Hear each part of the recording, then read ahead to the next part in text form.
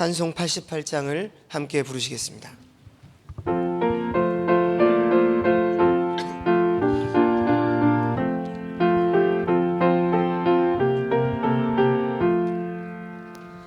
내 진정 사모하는 친구가 되시는 구주 예수님은 아름다워라.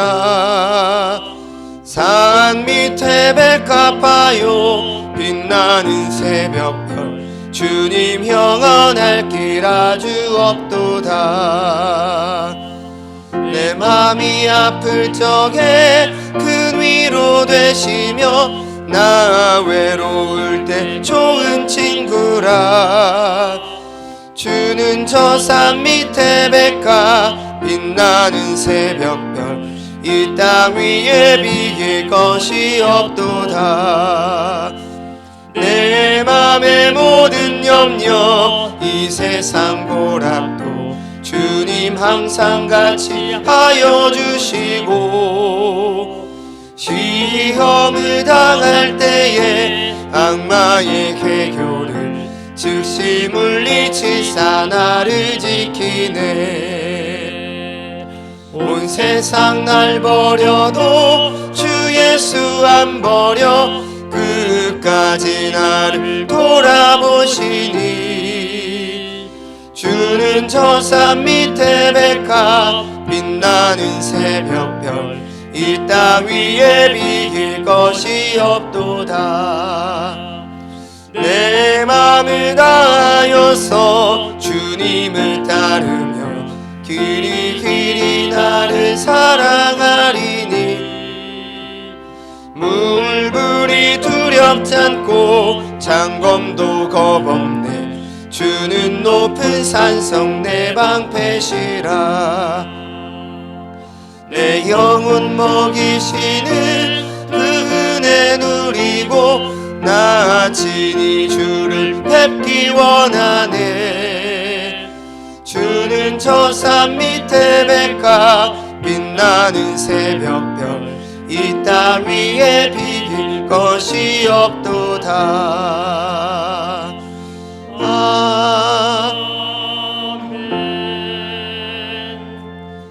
사도신경으로 우리의 신앙을 고백하겠습니다. 전능하사 천지를 만드신 하나님 아버지를 내가 믿사오며 그 외아들 우리 주 예수 그리스도를 믿사오니 이는 성령으로 잉태하사 동정녀 마리아에게 나시고 본디오 빌라도에게 고난을 받으사 십자가에 못 박혀 죽으시고 장사한 지 사흘 만에 죽은 자 가운데서 다시 살아나시며 하늘에 오르사 전능하신 하나님 우편에 앉아 계시다가 저리로서 산자와 죽은 자를 심판하러 오시리라. 성령을 믿사오며 거룩한 공회와 성도가 서로 교통하는 것과 죄를 사하여 주시는 것과 몸이 다시 사는 것과 영원히 사는 것을 믿사옵나이다. 아멘. 자리에 앉으셔서 찬송 154장 함께 찬송하시겠습니다.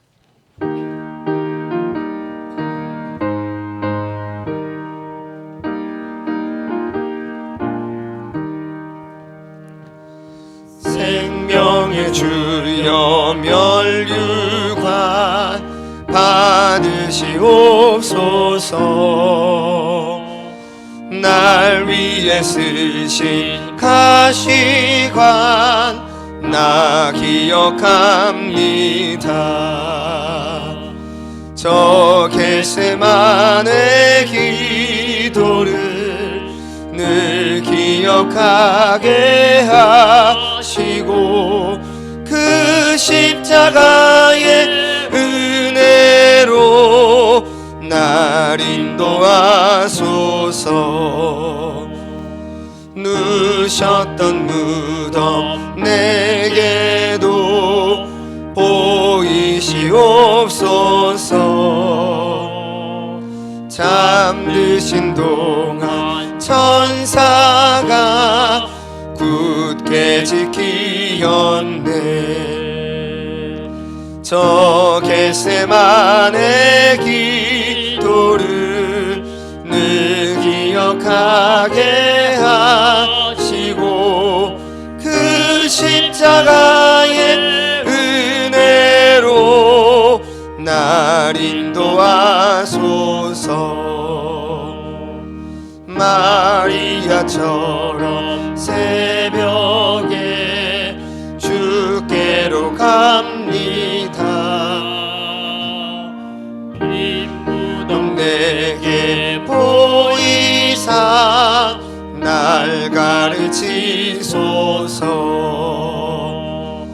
저 겟세마네 기도를 늘 기억하게 하시고 그 십자가의 은혜로 날 인도하소서. 고난의 잔을 날 위해 다 마셨나이다. 나 항상 나의 십자가 감당케 하소서. 저 겟세마네 기도를 늘 기억하게 하시고 그 십자가의 은혜로 날 인도하소서.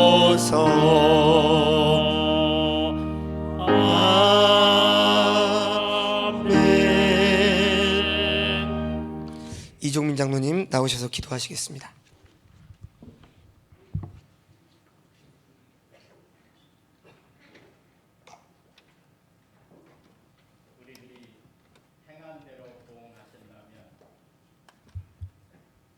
우리들이 행한 대로 보응하신다면 주님 앞에 설 자 아무도 없겠지만, 그러나 행한 대로 보응치 않으시고 사죄의 은총을 베풀어 주사 우리 죄를 도말해 주심은 물론 어미닭이 병아리를 품에 안듯 우리들을 품에 품어주시고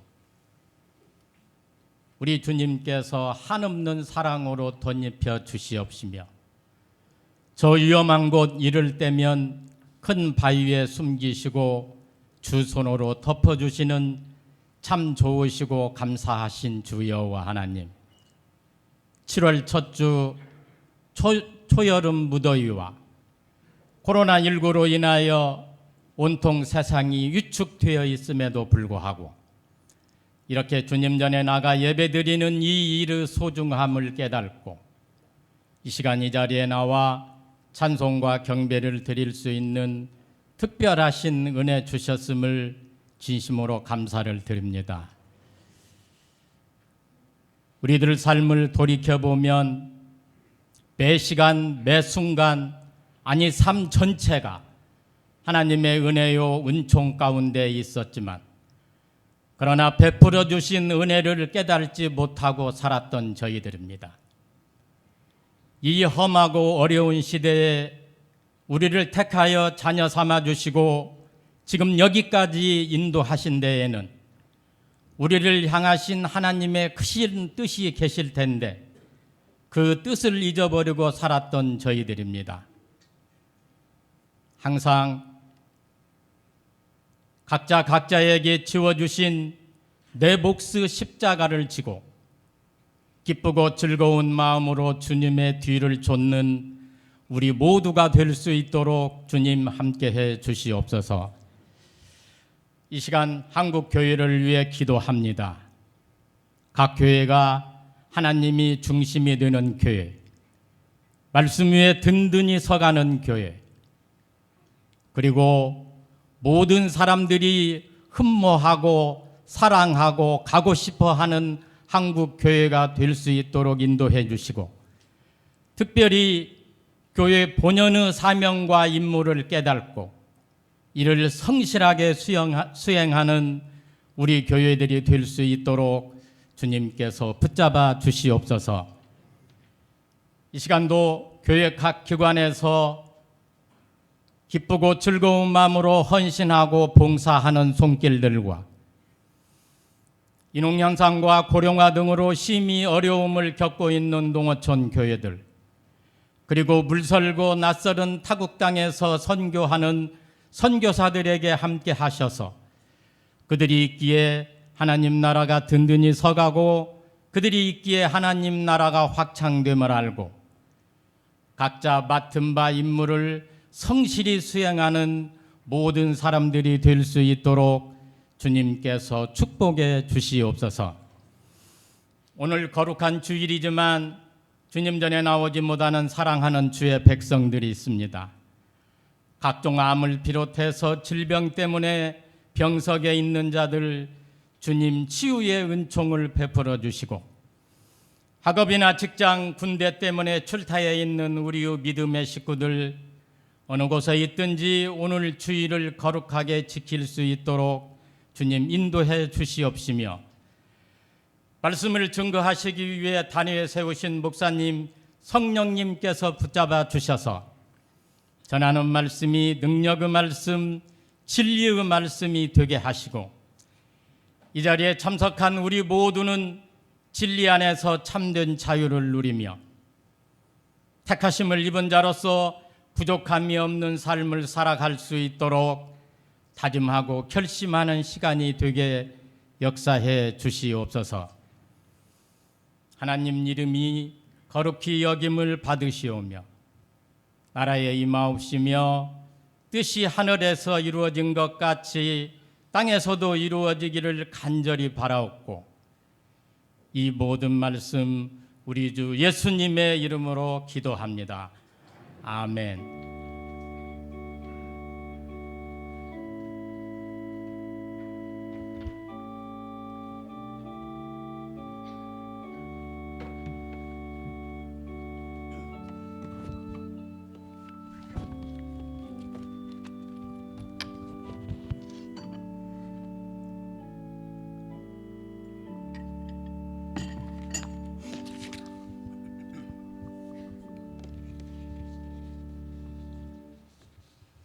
함께 성경 봉독하시겠습니다. 하나님의 말씀은 구약 성경 출애굽기 4장 1절부터 17절까지 말씀입니다. 출애굽기 4장 1절에서 17절까지 말씀입니다. 한 절씩 교독하고 마지막은 합독하겠습니다. 제가 먼저 1절을 읽겠습니다. 모세가 대답하여 이르되, 그러나 그들이 나를 믿지 아니하며 내 말을 듣지 아니하고 이르기를 여호와께서 내게 나타나지 아니하셨다 하리이다.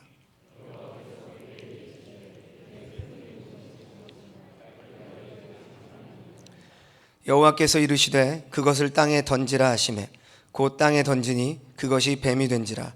모세가 뱀 앞에서 피하매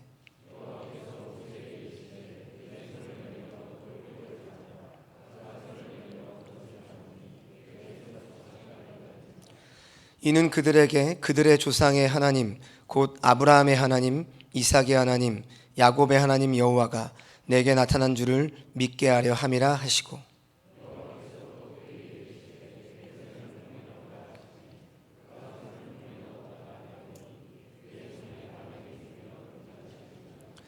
이르시되 내 손을 다시 품에 넣으라 하시매 그가 다시 손을 품에 넣었다가 내어보니 그의 손이 본래의 살로 되돌아왔더라.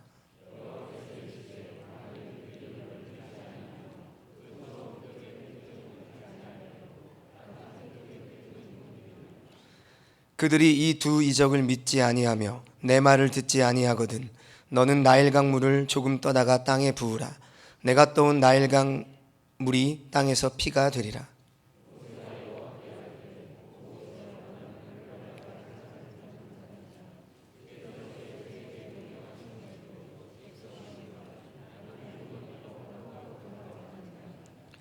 여호와께서 그에게 이르시되 누가 사람의 입을 지었느냐? 누가 말 못하는 자나 못 듣는 자나 눈 밝은 자나 맹인이 되게 하였느냐? 나 여호와가 아니냐?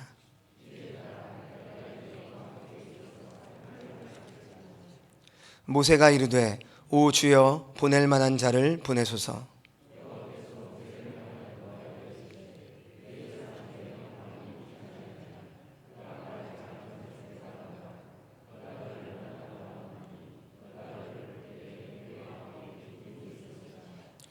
너는 그에게 말하고 그의 입에 할 말을 주라. 내가 내 입과 그의 입에 함께 있어서 너희들이 행할 일을 가르치리라.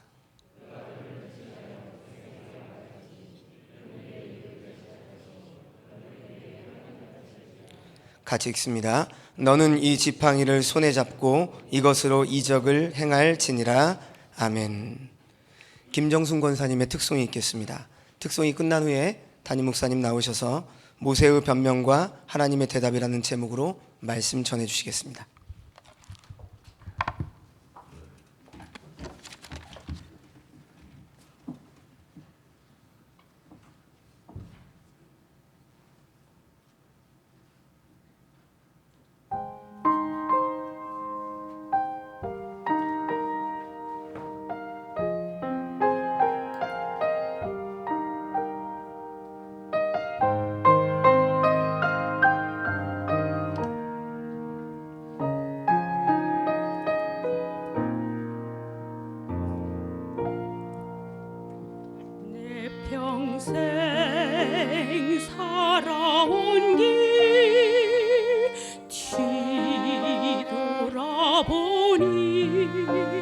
짧은 내 인생길 오직 주의 은혜라. 내 평생 살아온 길 뒤돌아보니 짧은 내 인생길 오직 주의 은혜라. 주의 은혜라. 주의 은혜라. 내 평생 살아온 길 주의 은혜라. 주의 은혜라. 탐이 없는 사랑. 달려갈 길 모두 마치고 주 얼굴 볼 때 나는 공로 전혀 없도다. 오직 주의 은혜라.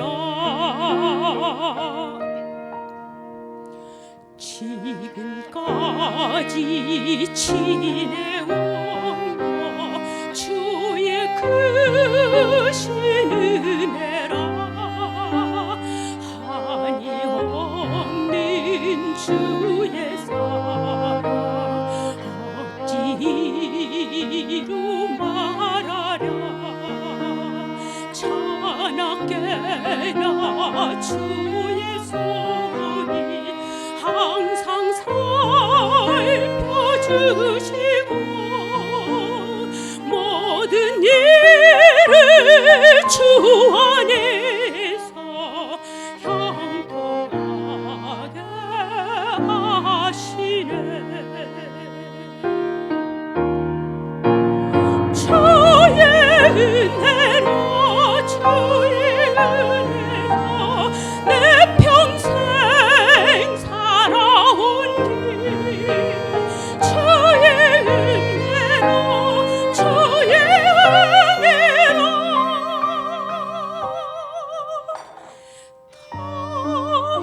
탐이 없는 사랑. 달려갈 길 모두 마치고 주 얼굴 볼 때 나는 공로 전혀 없도다. 오직 주의 은혜라.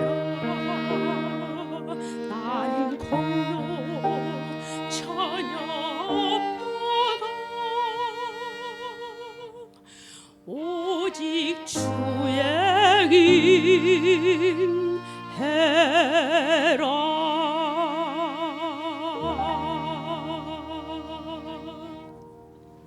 아멘. 오늘 본문은 1절과 우리가 다음 주에 보게 될 31절을 비교해서 읽어볼 필요가 있습니다. 먼저 1절을 읽어봅니다. 시작. 모세가 대답하여 이르되 그날 그들이 나를 믿지 아니하며 내 말을 듣지 아니하고 이르기를 여호와께서 내게 나타나지 아니하셨다 하리라. 출애굽기 3장 13, 14절에서 하나님은 나는 스스로 있는 자 여호와다. 이 말의 뜻을 제가 지난주에 이렇게 말을 했죠. 언제 어디서나 현재 시제로 계시는, 그러니까 언제 어디서나 현재 시제, 이 말을 다른 말로 하면 영원하신 분이라는 뜻이죠. 그분이 너희 조상인 히브리인 핫비루 유리 방황하며 잡동사니처럼 사는 자들의 하나님이라고 선언을 하신 겁니다. 그러나 모세는 백성들에게 그런 메시지가 과연 얼마나 효과가 있을까, 이 염려를 하고 있는 것이 오늘 본문 1절 말씀이에요.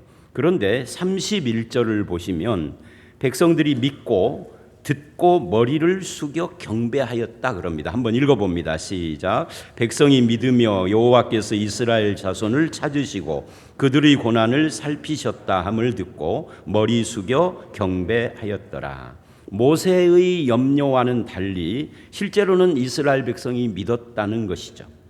결국 일의 결과는 하나님께 달려 있는 것이고 하나님이 하시는 것이다 하는 것을 이 1절과 마지막 절이 보여주고 있어요. 우리가 할 일의 결과를 미리 예단하고 염려함으로써 하나님을 의심하고 부인하는 그런 어리석음을 범하지 않아야 될 이유가 여기에 있는 거죠. 그러나 사람들은 실제로 항상 더 과장되게 문제점을 상상하고 걱정하고 부정적인 견해를 드러냅니다. 그래서 작은 일도 크게 바라보고 염려하고 걱정해요.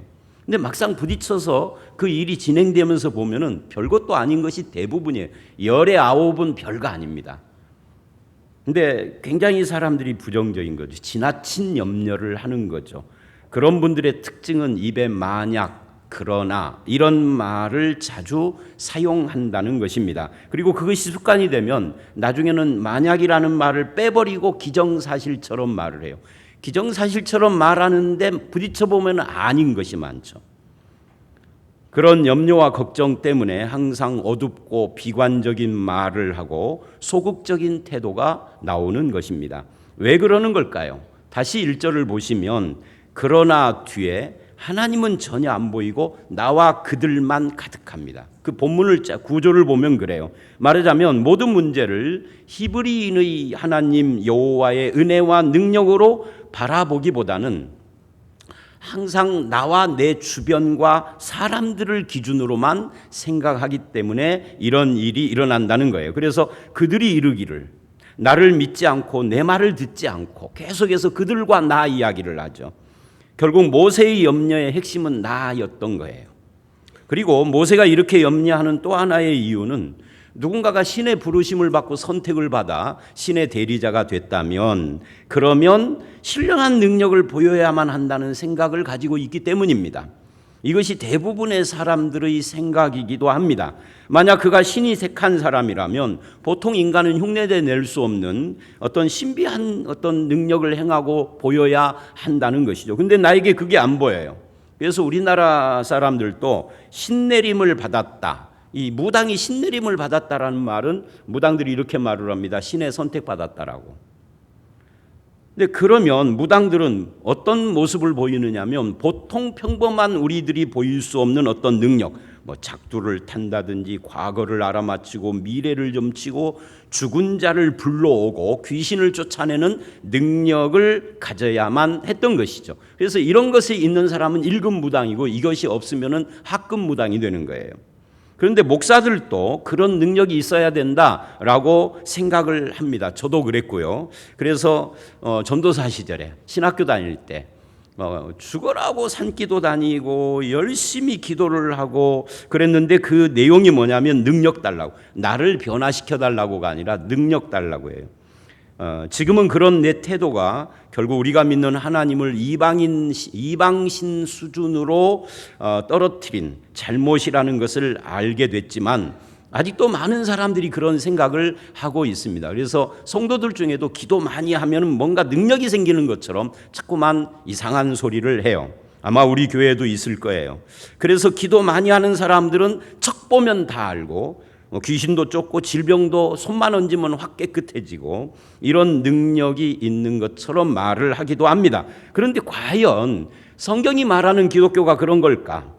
성경이 말하는 하나님의 종이 된다라는 것이 그렇게 퇴마사가 뭔지 알죠? 귀신을 쫓아내는 퇴마사가 된다는 의미일까? 그래서 하나님은 3장에 모세에게 나타나실 때 연약한 이스라엘과 연약한 하잘것없는 모세를 상징하는 불타는 떨기나무 속에서 나타난 겁니다. 떨기나무 그냥 확 햇빛이 뜨거우면 스스로 꼬실라져서 확 타버리고 순식간에 몇 초 만에 없어져 버리는 그런 나무지만 타지 않는 이유가 뭐냐면 모세에게 능력이 있고 이스라엘에게 힘이 있어서가 아니라 그 가운데 계시는 하나님의 능력이다. 나의 능력이 아니다. 이걸 지금 보여주신 거예요. 떨기나무 같은 모세가 아니라 하나님의 임마누엘인 거죠. 그래도 믿지 못하는 인간의 두려움과 염려와 믿음 없음이 오늘 이 4장처럼 이렇게 뿌리가 깊은 거예요. 이건 5장까지 계속되는데, 그래서 하나님이 보여주신 것이 2절로 9절에 나오는 세 가지 이적입니다. 모세가 염려하는 것은 백성들이 자기에게 여호와가 나타났다라는 것을 의심하는 것이죠. 그래서 자기에게 하나님이 오셨다, 이걸 증명하려면 내가 확 달라진 모습을 가져야 된다, 능력을 갖춰야 된다, 신비한 모습이 가져야 된다라고 하지만 하나님에게는 그런 계획이 없으십니다. 그래서 보여준 것이 세 가지 이적인데, 첫 번째 2절로 5절을 보면 지팡이 기적이에요. 지팡이를 던지니 뱀이 되고 뱀을 잡으니 지팡이가 됐다. 요건 뭐 읽어볼 필요도 없는 거니까. 근데 문제는 왜 지팡이와 뱀이냐 하는 거죠. 대표적인 해석은 이런 겁니다. 저도 전에는 그렇게 해석을 했었고요. 이 뱀은 고대 중동 지방에서 혼돈의 여신인 티아맛입니다. 애굽에서는 뱀 주문이 일상화되고 있었다고 합니다. 이스라엘에게는 뱀이 사탄을 상징하고요. 그런데 그 뱀이라는 것은 머리를 잡아야 합니다. 이건 일반 상식입니다. 그죠? 꼬리를 잡으면 뱀이 물어버려요. 그런데 하나님께서는 이 머리를 잡으라고 하지 않고 꼬리를 잡습니다. 왜냐하면 머리는 예수님이 밟을 것이니까. 이게 지금 보통 해석이에요. 지금 저는 이 해석을 말하려고 하는 건 아니에요. 소개하는 겁니다. 그래서 예수 그리스도 안에서 이 뱀, 사탄을 지팡이 취급해버리는 그런 예수의 승리를 말한다. 이게 완전히 틀린 것이라고 볼 수는 없죠. 왜? 이 본문에서는 그걸 말하지 않지만 성경 전체를 놓고 보면 결국 예수가 사탄을 이기시고 우리는 그 혜택을 받았다, 이게 사실이기 때문에. 그러나 이 본문에서는 거기에 초점이 있는 게 아닙니다. 왜냐하면 이 뱀이 사탄이다, 지팡이가 뭐다, 이런 말을 전혀 하지 않기 때문에. 이 기적은 뭐냐 하면은 모세에게 초점이 맞춰져 있는 것이 아니라 그를 부르신 하나님이 누군가를 설명하기 위하여서 주신 기적이에요. 부름받은 모세가 놀라운 능력을 갖춘 신비한 사람이 되는 것이 아니라 부르신 하나님의 능력을 보여주는 거예요. 그래서 우리가 정확히 말을 해야 합니다. 이적을 행하는 모세가 아니라 이적을 행하는 하나님입니다. 모세가 행했다라고 말하면 안 돼요.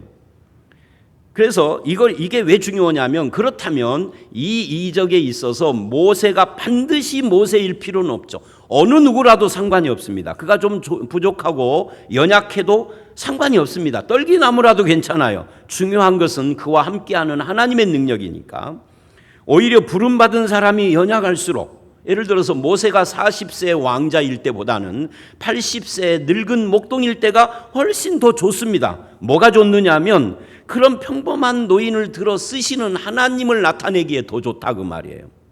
젊은이가 그걸 하면은 젊으니까라고 합니다. 뭐 젊었을 때는 돌도 씹어 먹는다고 허풍 떨고 그러잖아요. 그런데 늙은이가 그거를 하면은 저 늙은이가 어떻게 그걸 할 수 있지? 결국은 하나님을 드러내는데 더 유용하다, 그 말이에요. 자, 그래서 5절을 읽어보십니다. 이 기적의 목적입니다. 시작. 이는 그들에게 그들의 조상의 하나님, 아브라함의 하나님, 이삭의 하나님, 야곱의 하나님 여호와가 내게 나타난 줄을 믿게 하려 함이라 하시고, 이 기적을 통해서 모세의 능력을 보여주는 것이 아니라 하나님이 나타났다, 하나님을 증거하려고 한다. 잘 보세요. 모세의 손에 있는 지팡이를 땅에 던지라고 해서 던졌더니 지팡이가 뱀이 됩니다. 중요한 것은 이 지팡이가 뱀이 되게 하려고 밤새 철야 기도를 하고 금식 기도를 하고 방언 기도를 해서 능력을 받아 던졌더니 지팡이가 뱀 됐다가 아닙니다. 그냥 던지라는 거예요. 사전에 무슨 준비 기도를 한 것이 아닙니다. 하나님이 시키는 대로 했더니 됐다, 그 말이에요. 자, 이번에는 꼬리를 잡으라고 했습니다. 물론 상식적이지 않아요. 머리를 잡아야 해요. 근데 머리를 잡아야 안전하지만 꼬리를 잡으라 해서 잡았더니 지팡이가 됐습니다.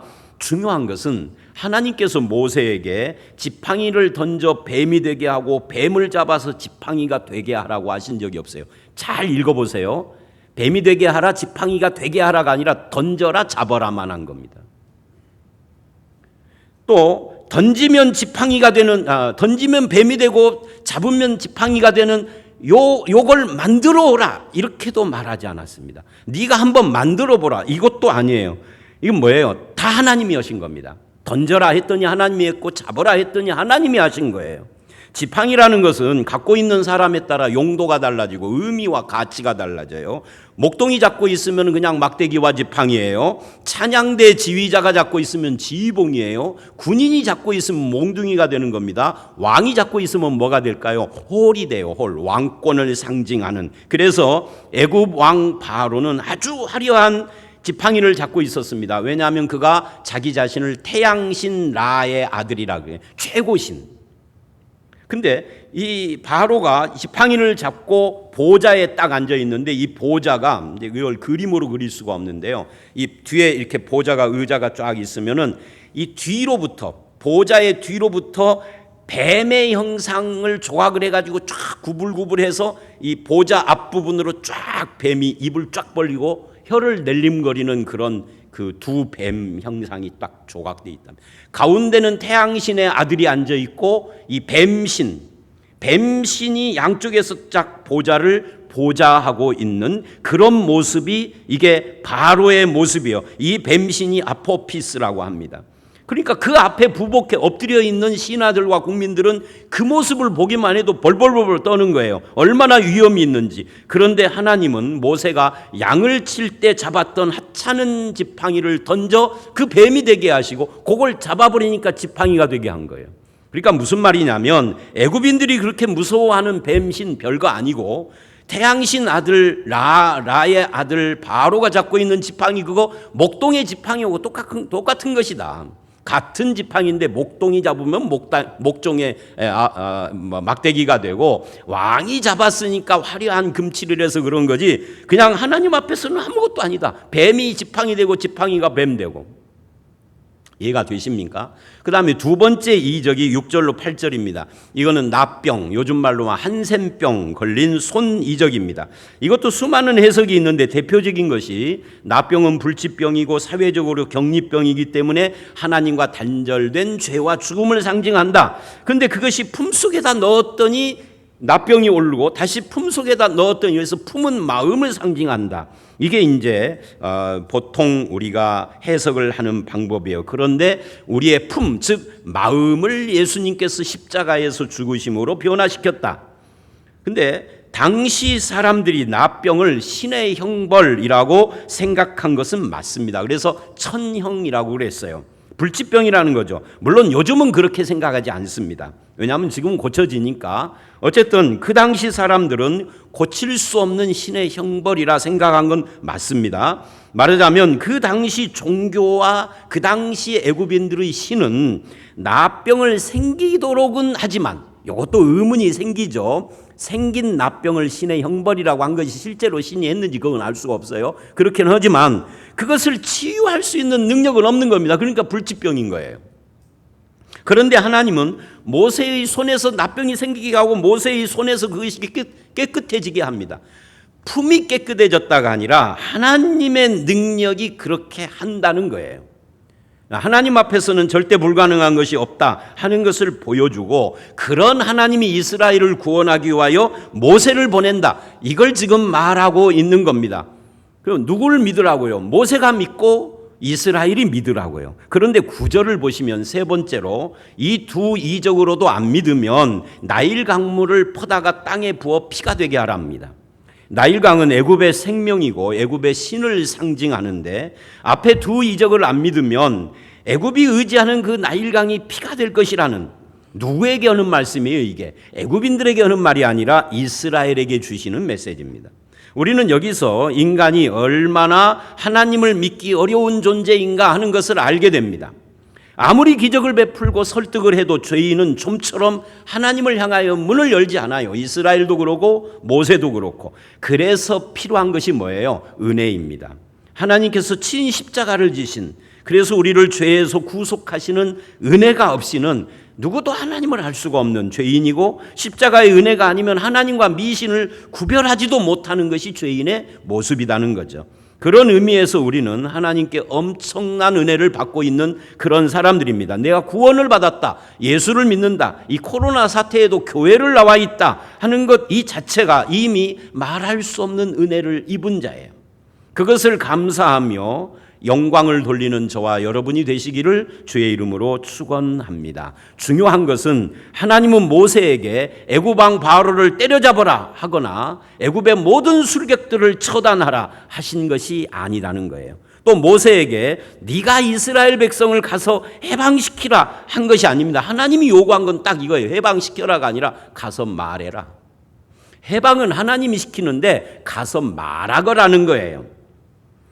그것도 출애굽기 3장 15절로 22절을 보면 대표 기도문을 그러니까 남편이 장로님이기는 한데 기도를 잘 못하셔. 아니 누구 어떤 실제 사람을 말하는 게 아니라 상상으로 오는 겁니다. 기도를 잘 못하셔. 그래서 부인 권사님이 기도를 일주일 앞두면은 쫙 기도문을 써주셔. A4 용지 한 장으로. 한 장은 너무 많나? 5분만 해야 하니까 한 장은 좀 길을 수도 있죠. 그런 것처럼 하나님이 지금 모세에게 할 말을 다 주셨어. 그리고 말하라는 거예요. 그러면서 3장 6절로 10절을 보면 이래요. 하나님께서 내가 내려가서 내가 건져내고 내가 데려가고 내가 보았으니 내가 인도하여 내리람. 다 하나님이 하시겠다는 거예요. 너는 가서 말만 하라는 거예요. 이것을 아멘 하고 받아들이는 것을 은혜라고 하는데, 그렇게 되면 나와 그들과 거대한 이 세상만 바라보고 나와 그들만 바라보고 눌려서 비관하고 염려하고 불신앙하던 이런 실망하던 사람이 바뀔 수 있는데, 지금 모세가 그걸 거부하고 있는 겁니다. 안 가겠다라고. 그래서 10절을 보면 모세는 또 다시 이 세 가지 이적을 봤지만 이래요. 나는 말을 잘 못하는 사람이다 라고 변명을 합니다. 그런데 실제로는 모세가 말을 잘 못하는 사람이 아니에요. 왜냐하면 사도행전 7장 22절을 보면 이렇게 말을 해요. 학문에 통달하고 말과 행사가 능통한 사람이 모세였다고. 그러니까 모세는 지금 거짓말하는 겁니다. 변명하는, 핑계대는 거죠. 또 모세 스스로도 이 다음에 120살 돼서 돌아가실 때 신명기 32장 2절에 이런 말을 해요. 나의 교훈은 내리는 비요 나의 말은 맺히는 이슬이로다. 야, 저는 목사로서 목사 스스로가 나의 교훈은 내리는 비요 나의 말은 맺히는 이슬, 이렇게 할 수 있으면 얼마나 좋을까. 못할 것 같아요. 저는 제가 제 설교를 잘 못 듣습니다. 유튜브로.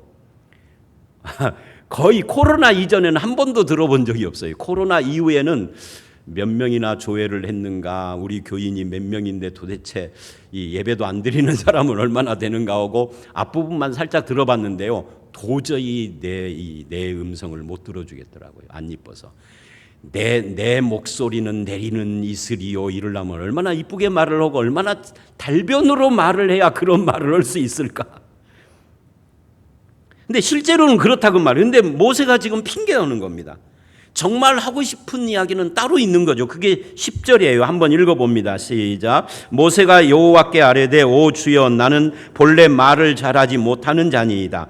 주께서 주의 종에게 명령하신 후에도 역시 그러하니 나는 입이 뻣뻣하고 혀가 둔한 자니. 잘 보세요. 모세가 나는 본래 말을 잘 못한다. 그리고 나는 입이 뻣뻣하고 혀가 둔하다 라고 하는 말 사이에 진짜 하고 싶은 이야기가 있습니다. 그게 뭐예요? 밑줄을 하십시오. 주께서 주의 종에게 명령하신 후에도 역시 그러하니.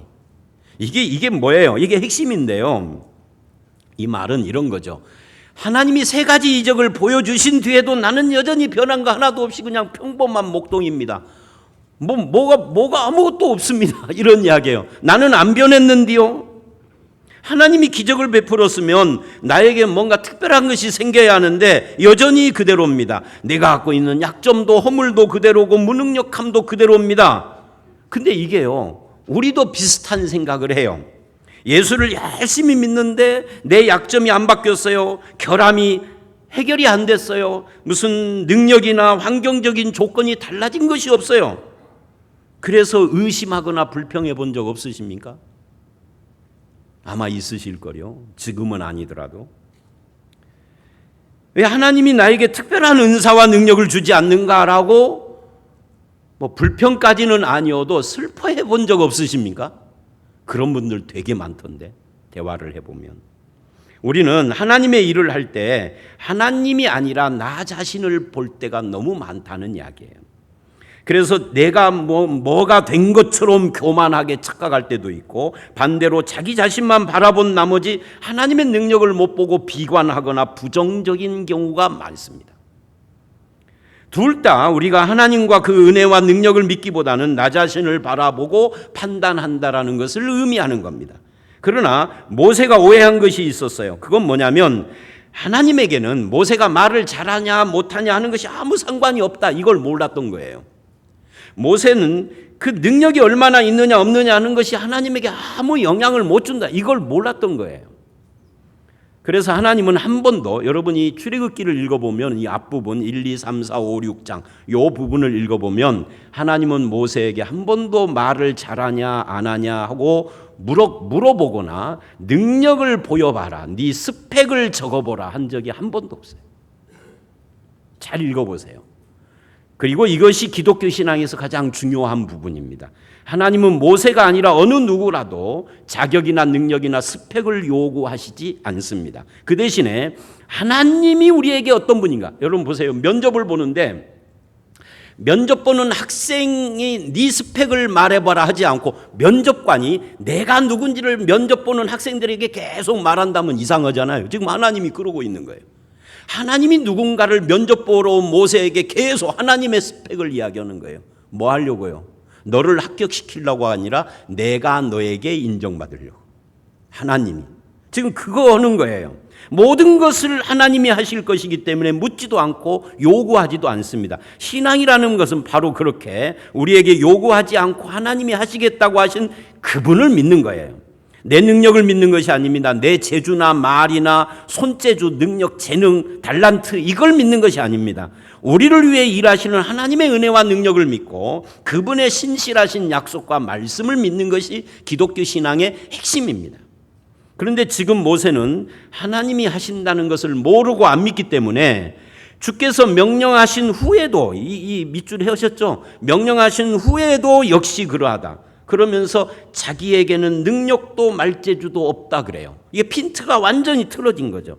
모세는 자기에게 백성을 이끌어낼 능력, 재능, 물질, 힘, 세력, 군사력 이런 것이 있어야 된다 생각한 겁니다. 그런데 하나님은 필요한 능력은 주시지 않고 쓸데없이 애굽의 술객들도 흉내내는 지팡이 던져 뱀 만드는, 이게 이제 나중에 보면은 10대 재앙할 때 애굽 술객들도 이거 흉내내요. 모세는 그걸 알아요. 왕자로 있을 때 많이 봤거든요. 근데 쓸데없는 그런 기적만 보여주고, 그래서 이제 내가 입이 뻣뻣하고 혀가 둔해서 말 못한다라고 반박하는 것은 이런 뜻이에요. 실제로 말 못한다 이거보다는 나에게 힘과 능력이 필요한데 그거는 안 주시고 가서 말만 하라고 하니 하나님의 방법에 내가 동의 못합니다. 그런 뜻이에요. 이걸 애둘러서 말한 거죠. 지금 이게 말로 한다고 될 이야기입니까? 말보다는 이스라엘 백성을 꼼짝 못하게 하고 애굽 왕을 굴복시킬 이 군사력이나 신비한 능력이나 그런 걸 주셔야 하는 거 아닙니까? 그런 이야기. 그래서 11, 12절에 하나님이 이 부분에 대답을 하십니다. 이게 어떻게 보면 오늘 말씀의 클라이막스 같은 곳이에요. 한번 읽어봅니다. 시작. 여호와께서 그에게 이르시되 누가 사람의 입을 지었느냐? 누가 말 못하는 자나 못 듣는 자나 눈 밝은 자나 맹인이 되게 하였느냐? 나 여호와가 아니냐? 이제 가라. 내가 내 입과 함께 있어 할 말을 가르치리라. 본문에 대한 오해 중에 하나는 인간의 불행, 말 못하고 앞을 못 보고 하는 이 불행이 다 하나님이 주신 것이다라고 이 본문이 말하고 있다라고 해석하는 오해입니다. 이 본문은 그걸 말하려고 기록한 것이 아니에요. 하나님은 인간에게 행복도 주지만 불행도 준다, 이거 말하는 것이 아니에요. 그리고 또 다른 오해는 하나님은 전능하셔서 못할 일이 없으니까 맹인도 만들고 안진뱅이도 만들고 다 그러는 것이야, 하나님의 주권이다, 그러니 잔말 말고 받아들이라라고 해석하는 것도, 이것도 이 본문에 대한 오해입니다.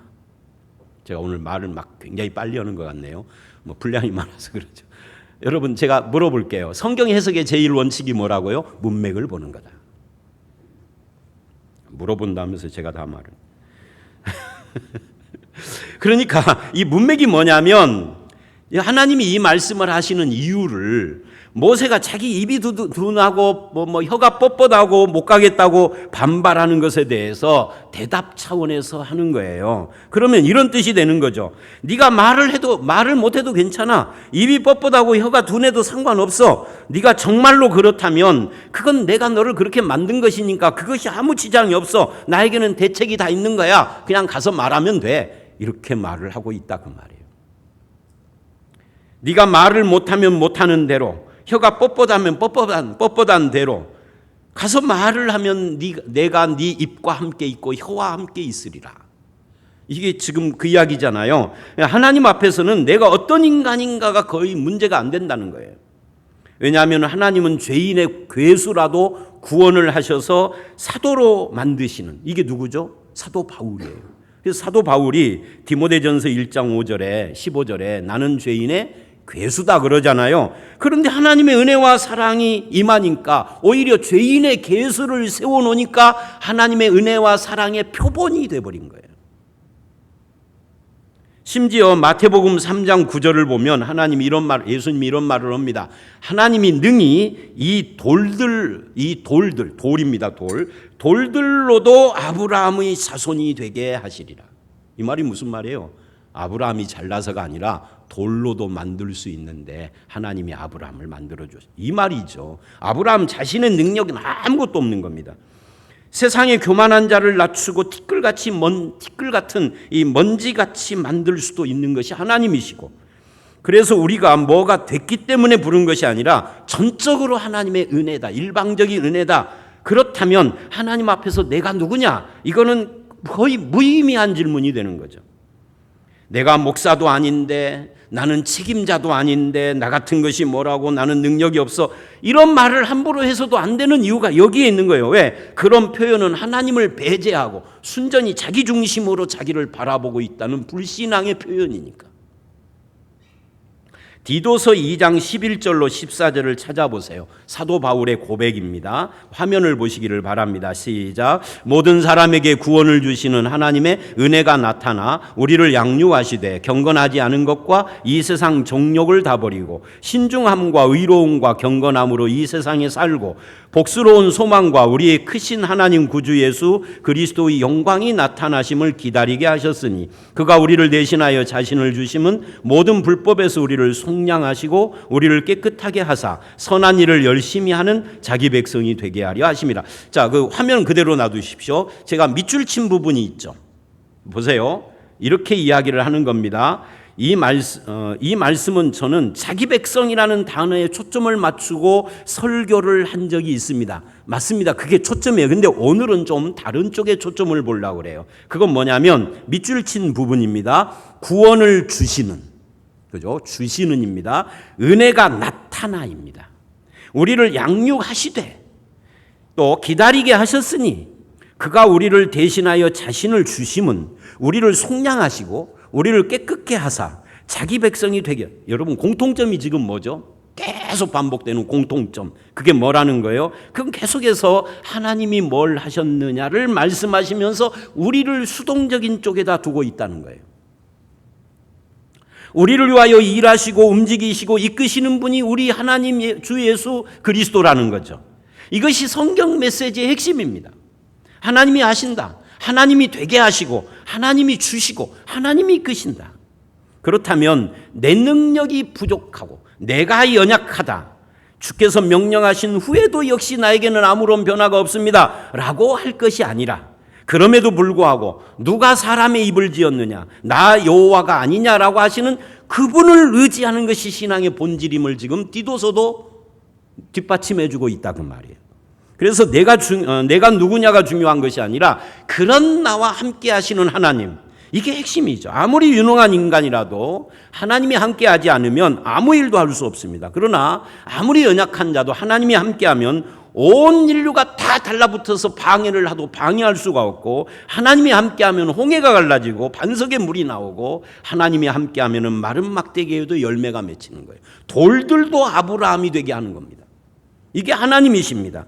그러므로 하나님이 함께하고 실패하는 사람은 아무도 없습니다.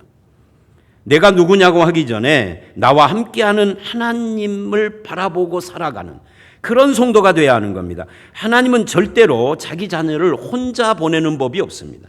언제나 함께 하십니다. 어쩌면 내가 형편이 부족한 사람이 일 수도 있고 심각한 결함이 있을 수도 있고 스펙이 모자라거나 가난한 사람일 수 있어요. 그러나 오늘 말씀은 그럴지라도 하나님이 그런 나를 통해서만 하고자 하는 하나님의 뜻이 있어 나를 불렀다. 그걸 지금 말하는 거예요. 모세만이 아니라 우리도 마찬가지죠. 그렇다면 내가 누구냐가 중요하지 않다. 그분이 누구냐? 그분은 나 같은 것을 부르시는 내 아버지 하나님이시다. 내 자격 없음을 오히려 아버지를 알고 구속의 은혜를 더 깊이 체험하는 도구로 만드시는 분이 하나님이시다. 이것을 믿고 가는 사람은 더 열정을 가지고 더 재능을 발휘하며 인생을 멋지게 살아가는 그런 성도가 될 것입니다. 그리고 하나님은 미리 그걸 주는 게 아니에요. 우리가 가면은 주시고 일어서면은 힘을 얻게 하시고 가면은 능력 주시고 내가 가는 현장에 함께 하시고 그래요. 가야 하고 일어서야 하는 것이죠. 그래서 모세가 드디어 이 말씀과 기적에 녹아져서 아멘 할렐루야 가겠습니다 라고 했을까요? 그렇지 않아요. 인간이 그렇게 만만한 존재가 아니에요. 그래서 13절로 17절을 보면 그동안 변명을 하던 모세가 변명할 거리가 없으니까 드디어 본심을 드러냅니다. 13절 읽어봅니다. 시작. 모세가 이르되 오 주여 보낼 만한 자를 보내소서. 그래서 14절로 16절은 안 읽고 제가 한마디로 말하면 이거예요. 하나님이 화를 내셨습니다. 내용은 지금 화면에 나오는데요. 하나님이 화를 내셨어요. 그래서 결국 모세가 가는데 그러니까 무슨 말이냐면 모세는 자원해서 간 자가 아니다 그 말이에요. 하나님이 화를 내니까 눌려서 간 거예요. 모세가 이게 지긋지긋한 모세가 우리 모습이에요. 이제는 말대답을 잘못하가는 큰일 날 것 같으니까 할 수 없이 투덜거리면서 가는 거죠. 80이나 되어서 믿음의 수준이나 인생의 경험도 할 만큼 했고 알 만큼 아는 나이인데도 등 떠밀려서 가는 모세. 여기에 우리의 소망과 은혜가 보이지 않습니까? 하나님은 강제로 호령하시기 전에 길이 참으시고 참으로 항복하기를 원하시는 겁니다. 그러므로 나같이 무디고 미련한 자와도 대화를 하시고 하나님께서 이 채널을 나와 열어놓으시는 거예요. 나를 만들어 가기 위해서 이걸 통해서 화를 내서서라도 모세를 만들어 가고자 하는 거죠. 이후에도 모세는 지속적으로 반발을 계속해요. 5장. 그래서 5장 22절을 보면 애굽에 가긴 갔는데 그거 보세요 하면서 대들어요. 또 6장 10절 이하에서도 또 대들고요. 그러다가 6장과 7장 사이에서 변하는데 출애굽기 14장 13절을 한번 보시면 홍해 앞에 선 모세는 완전히 변해 있습니다. 길이 험하다고 앞에는 홍해가 가로막고 양쪽에는 절벽이 있고 뒤에는 애국 군사들이 쫓아오는 상황에서 이스라엘 백성들이 막 원망을 합니다. 우리를 이 광야로 데리고 와서 물에다가 수장시키려고 데리고 왔느냐라고 막 모세를 쳐 죽이려고 그래요. 그때 모세가 하는 말입니다. 읽어봅니다. 시작. 모세가 백성에게 이르되 너희는 두려워하지 말고 가만히 서서 여호와께서 오늘 너희를 위하여 행하시는 구원을 보라. 너희가 오늘 본 애굽 사람을 영원히 다시 보지 못하리라. 보지 아니하리라. 14절도 있습니다마는 성경이 말하고 싶은 메시지가 뭐냐 하는 거예요. 그것은 하나님이 모세를 어떻게 항복시키고 있는가 하는 것을 보여주고자 하는 겁니다.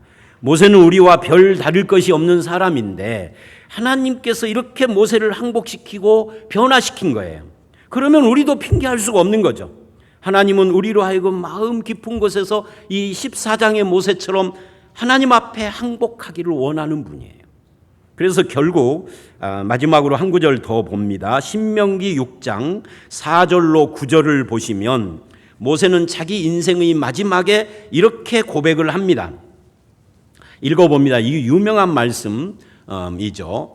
읽어봅니다. 시작. 이스라엘아 들으라. 우리 하나님 여호와는 오직 유일한 여호와시니 너는 마음을 다하고 뜻을 다하고 힘을 다하여 내 하나님 여호와를 사랑하라. 오늘 내가 내게 명하는 이 말씀을 너는 마음에 새기고 내 자녀에게 부지런히 가르치며 집에 앉았을 때에든지 길을 갈 때에든지 누워 있을 때에든지 일어날 때에든지 이 말씀을 강론할 것이며 너는 또 그것을 내 손목에 매어 기호를 삼으며 내 미간에 붙여 표로 삼고 또 내 집 문설주와 바깥문에 기록할지니라. 말대꾸 하던 모세가 자기의 그 인생의 후반부에 자기 인생 전체를 걸고 지금 뭐라고 하느냐면 하나님께 순종해라 그러는 거예요. 하나님께 순종하라. 가나안 땅에 들어가거든 다른 거 다 필요 없다. 제일 먼저 너의 손과 팔과 이마와 너희 집 기둥에다가 하나님 사랑하고 말씀 읽자라고 써놓고 살아라. 그 말이에요 이게. 하나님 말씀으로 집을 짓고 숨 쉴 때도 누울 때도 하나님을 사랑하는 삶을 살아라. 이게 인생 비결이다. 이렇게 지금 말하는 거예요. 모세가 변한 거죠. 그리고 하나님의 모든 역사의 초점이 바로 여기에 있어요. 하나님이 역사하는 핵심이 뭐냐면요, 어떤 일을 하려고 하는 것이 아니라 사람을 변화시키려고 하는 거예요. 사람이 안 변하면 가나안 땅으로 들어가도 아무 의미가 없어요. 나보다 더 큰 인생의 응어리를 가지고 있었던 이 모세가 항복했던 그 하나님이라면 나는 더 항복하고도 남음이 있지 않겠습니까? 그러므로 이 기쁨과 이 사랑의 설득 앞에서 감격 속에 살아가고 믿음으로 살아가, 이 빼앗길 수 없는 믿음의 자랑, 그것이 저와 여러분의 것이 되시기를 주의 이름으로 축원합니다. 그리고는 하나님이 마지막으로 17절에 이래요. 지팡이라는 선물을 주시면서 읽어봅니다. 시작. 너는 이 지팡이를 손에 잡고 이것으로 이적을 행할지니라. 마치 하나님이 지팡이를 주는 것처럼. 근데 이 지팡이는 원래 누구 거였죠? 모세 거예요. 모세가 양치던 지팡이에요. 2절에 보면은 한낱 목동의 평범한 지팡이일 뿐인데 이제 그것을 하나님이 주시는 것처럼 말씀을 합니다. 그리고 다음 주에 볼 20절을 보면 놀랍게도 이 지팡이를 거기다 미리 밑줄을 해 놓으십시오. 뭐라고 하냐면 20절에 하나님의 지팡이라고 합니다. 모세의 지팡이인데, 양치던 지팡이인데, 그리고는 뭐라고 그래요? 모세가 하나님의 지팡이를 손에 잡았더라 이럽니다. 어렸을 때 많이 불렀던 동요가 있죠. 도깨비 나라. 이거 집에서는 됐었는데 설교를 막 톤 높게 하다가 이거 하려면 항상 실패하더라고요. 어떻게 하죠? 이상하고 아름다운 도깨비 나. 이 설교하면서 도깨비 이야기해도 되나? 방망이로 두들기면 무엇이 될까? 금 나와라 나왔다 옥다 은 나와라 와라 또 옥다. 이 지팡이가 갑자기 하나님의 지팡이로 변하면 금 나와라 그러면 금이 나오고 은 나와라 하면 은이 나오고 도깨비 지팡이가 될까요? 여러분, 이 지팡이가요, 하나님의 지팡이라는 이름을 붙이는 순간 자체에 갑자기 신기한 능력이 부여될까요? 아니죠. 지팡이는 그냥 그대로 지팡이일 뿐입니다. 그런데 이름을 지팡이, 하나님의 지팡이라고 한 것은 그냥 지팡이인데 하나님이 사용하겠다는 거예요. 마치 모세는 그 전이나 지금이나 하나도 바뀐 것이 없는데 하나님이 붙드시겠다는 거 똑같은 겁니다. 지금 이 지팡이가.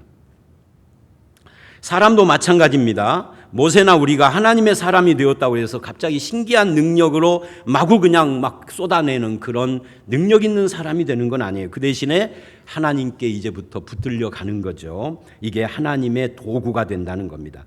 저는 이 모세를 이렇게 부르시는 하나님의 모습을 보면서 많은 것을 깨닫습니다. 그 중에 하나가 모세를 끝까지 징글징글하게 변명하고 계속해서 반발을 하는 이 모세를, 우리나라 말 3세판 있잖아요. 3세판을 넘었어 지금. 5장까지 가보면 수없이 그래요. 그런데도 끝까지 포기하지 않으신다는 거예요. 왜 고집이 그렇게 세냐? 너 아니면 안 되는 줄 아느냐? 어떤 다른 사람 얼마든지 많아라고 하며 등을 확 돌려버리시는 그런 하나님이 아니다라는 것이 굉장히 뭐랄까요? 도전이 돼요. 설득하시고 타이르시고 그렇게 모세를 부르시는 하나님, 그분이 우리의 하나님이에요. 저와 여러분을 쓰시기 위해서 하나님이 우리가 못된 고집을 피우고 때를 써도 포기하지 않는 것 때문에 오늘의 내가 있고 미래의 내가 있는 거죠. 저는 오늘 본문의 모세를 보면서 팔려가기 싫어하는 돼지가 생각났습니다. 저는 어려서 시골에서 살았지만 우리 집에 돼지를 팔고 잡고 하는 거 잘 못 봤어요. 그런데 보면은 돼지가 팔려가는 걸 보면은 남의 집 돼지 팔려가는 것도 보고 그랬죠. 개도 마찬가지입니다만은 이 돼지가 안 끌려가려고 그 돼지 목소리 얼마나 커요. 꽥꽥하고 막 소리를 지르는데 그 막 소리를 지르면 어떻게 하죠? 사람들이 돼지를 돼지가 안 끌려가려고 소리를 지르면 장 집사님 어떻게 해요? 대답 못하면 못 본 모양. 찬양하신 김 권사님 그거 보셨어요? 안 보신 모양이 고개를 돌리시는 거 보니까 김 장로님 보셨을 것 같은데 시골 어떻게 해요? 그거는 소리 못 질리게 하는 거고 그거 입 막는다고 해서 끌려가는 거 아니에요. 막 난리를 치죠. 어떻게 하느냐면요, 꼬리를 잡아요. 돼지 꼬리를 붙잡고 어떻게 하느냐면 이 꼬리를 붙잡은 돼지가요 의외로 꼼짝을 못해요. 붙잡고 머리에다가 아까 장로님은 그렇지 이걸 씌우기도 하지만 지방에 따라서는 머리에다 양동이를 뒤집어 씌우기도 합니다. 앞을 못 보게 하려고, 어디로 가는지 못 보게 하려고. 그러면 이제 따라갈 수밖에 없죠. 여러분, 우리가 그렇게 하나님을 따라가면 안 되죠. 그죠? 그렇게 따라가면 안 되는 거예요. 하나님이 말씀하시면 아멘 하고 순종해야 하는 것입니다. 그렇게 할 때 저와 여러분과 함께 하시는 그런 하나님이신 겁니다. 물론 억지로 가게 하셔서도 함께 하시겠다고 하지만 가능하면 아멘 하고 가야 하는 거죠. 저와 여러분이 하나님께 쓰임 받는다, 하나님께서 구원하신 하나님의 백성이 되었다라고 하는 이 기쁨, 이 축복을 가지고 늘 하나님 앞에 아멘 하는 그런 성도가 되시기를 주의 이름으로 축원합니다. 함께 기도합니다. 하나님 아버지 감사합니다. 오늘 모세가 변명하고 계속해서 고집을 부리는데도 하나님이 하시겠다라는 말씀을 계속하시며 설득을 포기하지 않는 하나님의 모습을 봤습니다. 기적으로도 설득되지 않고 하나님이 화를 내셔야만 갔던 모세의 모습 속에서 오늘 우리의 모습을 발견하기도 합니다. 이제는 아멘 하며 가는 우리가 되게 하여 주시옵고, 하나님, 내가 아니라 하나님을 의지하고 세상을 바라보는 것이 아니라 주님의 은혜와 능력을 붙잡고 가는 그런 성도가 되도록 인도하여 주시옵소서. 예수님 이름으로 기도드렸사옵나이다. 아멘. 함께 찬송가 148장 1절과 4절 부르시면서 헌금 봉헌하겠습니다.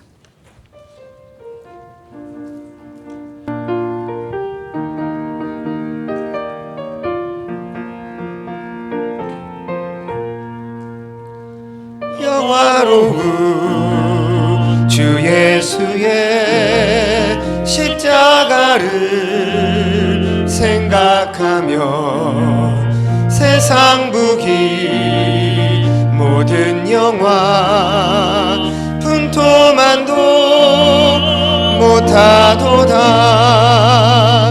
오 갈보리 오 갈보리 주 예수 나를 위하여 십자가에 못 박히신 보배로우신 나의 주 구주 예수 나를 위해 십자가에 죽었으니 그 사랑에 감격하여 이 몸 주께 드립니다.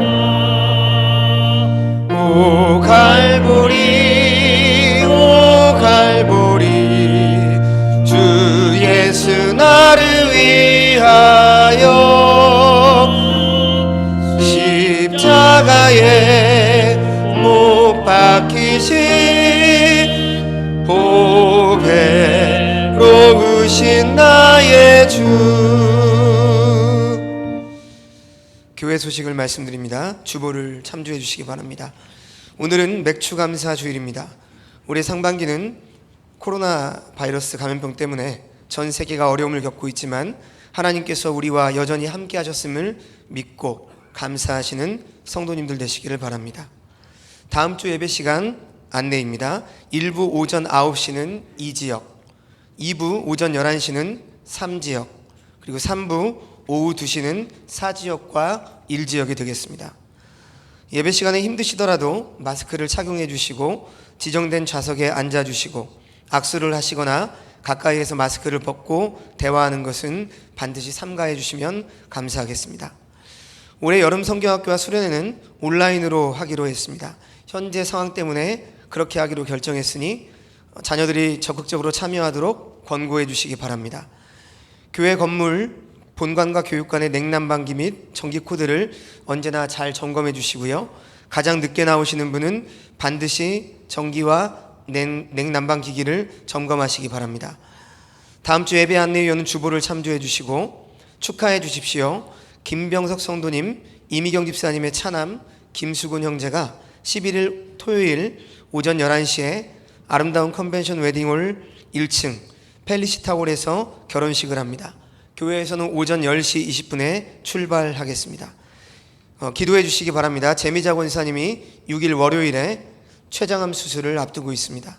또 이정수 집사님이 8일 수요일에 뇌하수체 종양 수술을 앞두고 있습니다. 또 박종민 장로님께서 임파선 암 때문에 검사를 하셨습니다. 이를 위해서 기도해 주시고 또 각종 질병으로 치료 중이거나 수술 후 회복 중인 우리 성도님들의 치유를 위해서 함께 마음으로 기도해 주시기 바랍니다. 다 함께 자리에 일어나셔서 찬송 57장을 함께 부르시고 담임 목사님 나오셔서 헌금 위에 기도하시고 축도하심으로 예배를 마치겠습니다.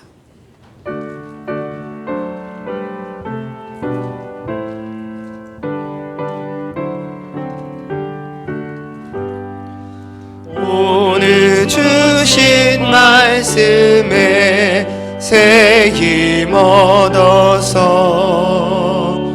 세상으로 나가서 살아갈 때에 나 혼자 힘으로 늘 부족하오니 주여 나를 도우사 승리하게 하소서.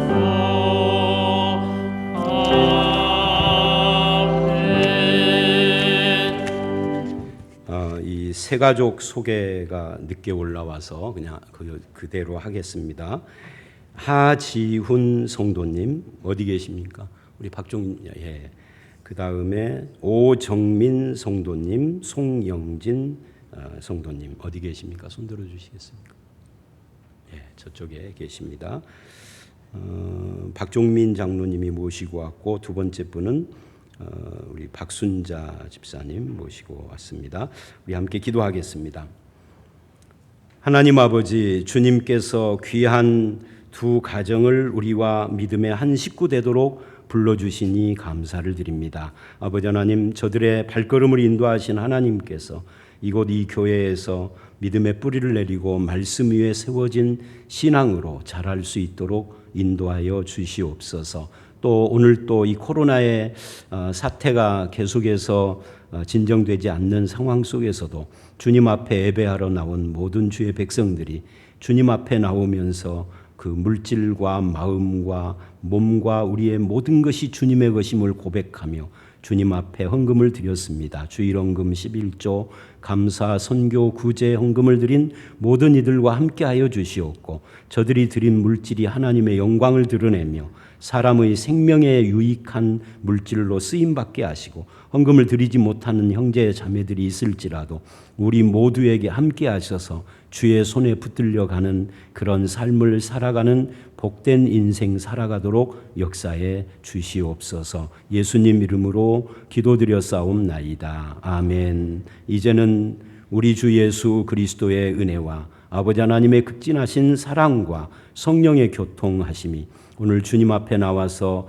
엎드려 예배하는 모든 주의 백성들 머리 위에와 저들 가정과 교회 위에 이제로부터 영원토록 함께 있을지어다. 아멘.